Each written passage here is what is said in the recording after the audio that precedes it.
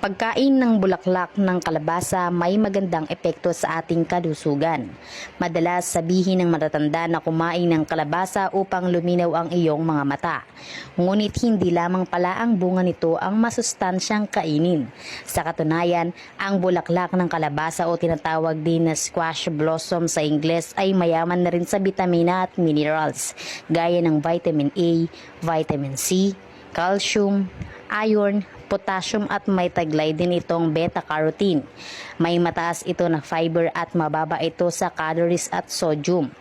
Narito at ating alamin kung bakit ninyo dapat kainin ang bulaklak ng kalabasa dahil sa mga health benefits na taglay nito. Una ay panlaban sa sipon at ubo. Ang bulaklak ng kalabasa ay nagtataglay ng vitamin C na nakakatulong upang mapalakas ang ating immune system laban sa mga sakit tulad ng ubo at sipon. Pinapaigting din ito ang mabilis na pag-absorb ng iron sa ating katawan na maging malakas ang resistensya laban sa mga impeksyon at malabanan ang mga virus. Pangalawa ay panlinaw ng mata. Katulad ng bunga ng kalabasa, ang bulaklak nito ay nagtataglay rin ng vitamin A na nakakatulong upang luminaw ang mata. Ang pagkonsumo nito ay nakakatulong rin upang maiwasan ang dry eyes o panunuyo ng mata.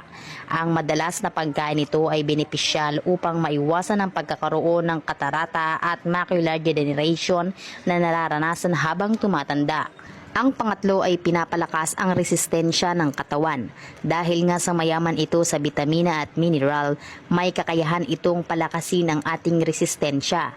Sa paraang ito ay nalalabanan ng katawan ang mga pathogens sa kapaligiran. Ang pang-apat ay pinapatibay ang mga buto at ngipin. Ang mga tangkay at bulaklak ng kalabasa ay nagtataglay ng calcium, phosphorus at iron na nakakatulong sa pag-maintain ng matibay na buto at ngipin. Ito rin ay benepisyal sa ating mga gilagid. Nakakatulong ito upang maiwasan ang bone loss o pagkawala ng mineral density sa ating mga buto na siyang nauuwi sa osteoporosis. Ang panglima ay pinoprotektahan ang ating puso. Ang phosphorus naman na matatagpuan sa bulaklak ng kalabasa ay may magandang epekto sa ating puso.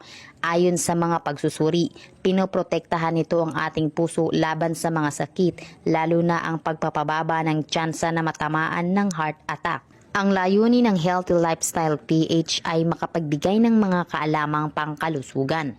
Hangad namin ay ang pagpapalaganap ng impormasyong pangkalusugan upang matulungan sa pagtaguyod ng malusog at wastong paraan ng pamumuhay para sa lahat ng mga Pilipino. Laging tatandaan, ang pangangalaga sa kalusugan ay nagsisimula sa sarili gaya ng disiplina sa pagkain, pag-eehersisyo at buwan ng pagkonsulta sa iyong doktor.